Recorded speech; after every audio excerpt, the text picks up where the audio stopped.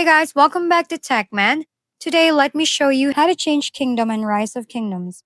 And Rise of Kingdoms, changing your kingdom can be done in a couple of ways. First, you can go to your governor profile and top left, open settings, and navigate to your characters. Here, the Create New Character option lets you pick from the available kingdoms and start fresh in a new one. The second method is immigration. Zoom out on your world map and tap the globe icon in the bottom right to see a kingdom overview. From there, select a region and kingdom you want to move to, then pick a province. The emigrate option will appear if you meet the requirements. Your power must be under 25 million. Your current kingdom cannot be older than 10 days compared to the destination. Your city hall must be level 16 or higher, and your current kingdom must be in the preparation season. Following the steps lets you successfully change your kingdom and continue your Rise of Kingdom journey in a new location.